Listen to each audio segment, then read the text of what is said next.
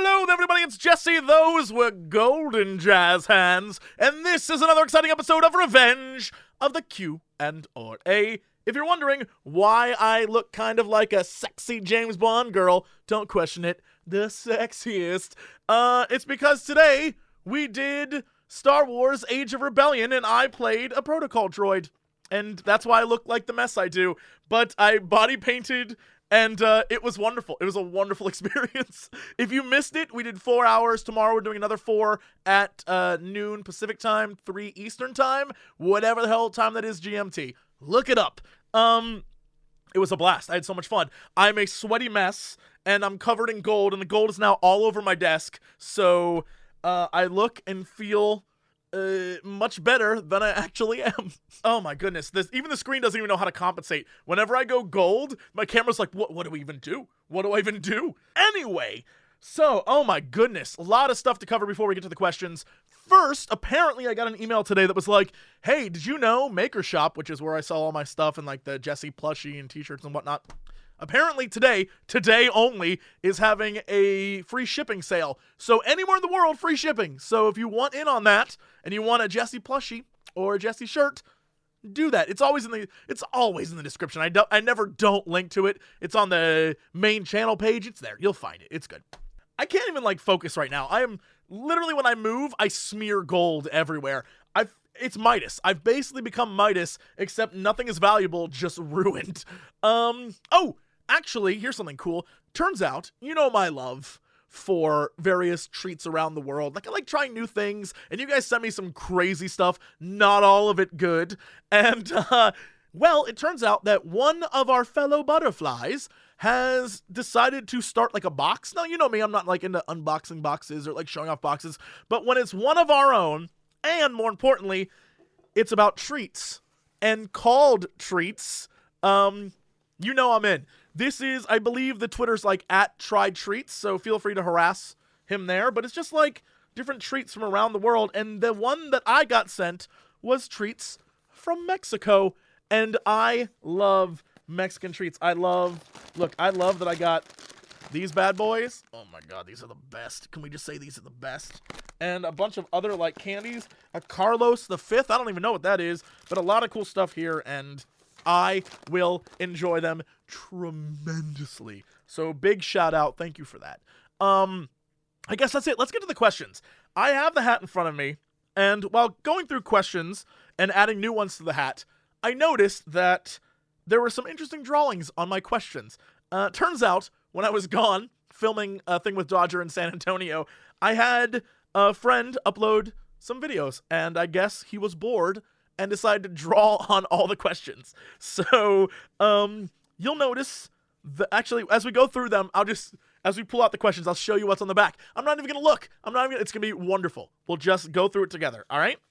Question the first. This comes from Mike C, who, here's the picture. It's Pepe. Mike C, who wants to know, when is the next Parents Q&A? That's a good question, and very topical. My parents are coming out next weekend? Very soon. They're coming out very soon and staying with me till literally the 30th of December. It's too long, Mom and Dad. It's too long. Anyway, they're going to be here, and so we'll probably do one then. Here's the problem, and this is where I'm going to put you guys to task. I'm going to take you to task on this. Turns out that last time we did a Q&A, 90% of the questions you asked were questions from the very first Q&A. So if you're going to ask new questions, ask questions that they haven't answered before. So go back, watch the first 2, and then ask questions, because I don't want to sift through questions that have been asked before, because that's just a time waster. But if you come up with creative things or topical things that my parents might have knowledge of, or maybe just wacky, I don't know, come up with some questions. Ask them anything, but don't ask them how'd you meet? What do you think of Jesse doing this? They've answered it before. It's hilarious. Trust me. Go back and look. It's really, really funny. Those are some of my favorite videos. And yeah, we'll leave it at that. Let's go to question the second. This one just says Delaware, because it looks like Delaware. All right, this comes from Nick, who says, Jesse, are you ever worried about crossing lines or being too hard-lined on an issue? You rarely seem like a compromising person. At least that's the way it seems on the podcast and Twitter. Well, I compromise a lot. I compromise my integrity all the time. But actually, what you're referring to is on the podcast, for example. The reason why I take such a hard line is either one, I'm really, really passionate about the subject, and I feel like there is no room for compromise. Like this Tim Schafer issue lately, where Tim's like, hey, give me another $3.3 million to make Psychonauts. Look, I love Psychonauts. Tim Schafer cannot be trusted with money. I don't care what nostalgia boner you have, that dude is not trustworthy with money. There's a reason he has to come to fans and jerk off their nostalgia boner in order to get Psychonauts 2 made rather than go to a publishing house or something, you know? Think about it. Just take a moment, realize everyone in the industry knows he can't be trusted with money. That's all I'm saying. That's my hard line. That's kind of what I mean. The rest of the time, when I am being very, obtuse and not willing to compromise, it's because I'm just trying to devil's advocate TB, because someone has to. It's a podcast, and no one wants to watch oh, we all agree with you, TB. You're always right all the time. Someone has to give him some shit, so that's going to be me. And when it comes to Twitter, you have 140 characters. Either you get to the damn point or you don't make one. That's just the way life is. I can't be there I feel like that my thoughts on this subject are a mixed bag, and I believe that A and B are equally important to discuss. You can't do it. You can't be the architect from the Matrix and be concurrently vis-a-vis. You can't do that. You just have to say your thing, move on. And that's why a lot of times you see people tweet out something and then be like, but also I mean this in another tweet, and by then no one cares. So Twitter is the worst place to assume things about people. It's very I said this, I've done my little piece, and now I'm done, and I'm moving on. But I compromise all the time. I mean, you can't get anything done in life without compromise. That's the way it works. I'd be a fool to think otherwise. And that's how things get done, is compromise. It's been that way since the beginning of time. Or through force. But do I look like a guy who runs around just beating people up to get my way? No. So compromise. All right, let's get down to one more question. This is question the third. And it is Crendor eating chicken. All right. How does one go about getting permission? Oh, this is from Anonymous. How does one go about getting permission from a dev or publisher so that one can post a playthrough or walkthrough on YouTube without trouble? That's a really great question. It's also very difficult to answer. I would say you don't. The vast majority of YouTubers don't ask for permission. They just do it and hope for the best. Because by the time you ask for permission, any hype about a game or any sort of oh, I gotta be one of the first people to upload this video, that's gone. So you've already lost that. And if it's a playthrough especially, no one's gonna care if you wait, right? So you just want to get it out like that. So people don't. They just do it and hope that everything works out okay. And you'll notice sometimes it does, sometimes it doesn't. And when it doesn't, you're just screwed. YouTube has no recourse. If a company comes after you, tough. There are very few times, unless you have the backing of an Angry Joe or a TB, and even in that case, sometimes they get screwed and can't do anything about it, which is why you have TB not doing anything for Sega.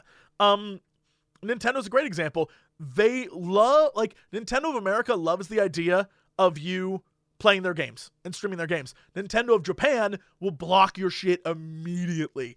And so there's nothing you can do. One side of the company's please, we love it. And the other side's nope, delete. And so, it's tough. That's why a lot of YouTubers, myself included, work with a network. I'm with Maker, and the reason why I'm with Maker is because they cover my ass if some crazy stuff happens. And that's why most gamers continue to work with companies and networks when you see a lot of vloggers who just sort of do it by themselves, because vloggers got nothing to fear. It's them. They own themselves. If I had to give you real advice, here's what I would say. One, don't worry about YouTube. If you're gonna upload to YouTube, just do it, and consequences be damned. You know what? Sometimes it'll work, sometimes it won't. Stick to indie games. If you're really afraid, play only indie games. Indie devs will love you for it. They will not come after you. Otherwise, if you're really, really concerned, just go to Twitch. I'm on YouTube telling you this, but just go to Twitch and stream. And you will have not nearly as many problems. That's just the way it is. That's why a lot of YouTubers go to Twitch now, is because YouTube is just such a crazy place where it feels like it's corporations over creators. And that's just the way it's been for the last year. It's probably been that way longer, but you really are starting to feel it. So that's why a lot of people are moving to Twitch and they're doing Twitch things. So I would simply say consequences be damned. Creativity is the most important thing. Be yourself, make your videos, and deal with it later. Don't let anyone tell you otherwise, and just have fun. Have fun. Make something wonderful, and let yourself out there and go crazy. And people will be like, oh, this is stupid. F them. Have fun. Make content. That's all that matters. That's how I'm ending this. And I'll be like, oh my. Please watch. Hold on. Please watch tomorrow's episode of Star Wars Age of Rebellion. It's at whatever time I said earlier, 3 PST, noon EST, and GMT, whatever. And it'll be great. Pocket's dressed up like a Twi'lek.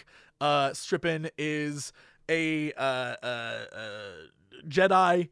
JP is a Wookiee. Guys, it's bonkers. It's so crazy.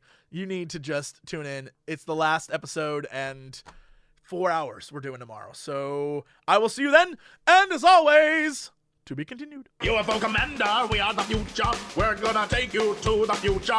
Then we're gonna get to the future, where everyone talks like they're from the future. UFO Commander, we are the future. We're gonna take you to the future. Then we're gonna get to the future, where everyone talks like they're from the future. Hello there, old spore. Me, Just Scott, #1 man of the plan. The bee's knees, the tip-top shape, I'm swell, see? And I can make a fortune for my ass for more. Shut the balls up! UFO Commander, we are the future. We're gonna take you to the future. Then we're gonna get to the future, where everyone talks like they're from. Shut the balls up! UFO Commander, we are the future. We're gonna take you to the future. Then we're gonna get to the future, where everyone talks like they're from. Shut the balls up! Give me that! No!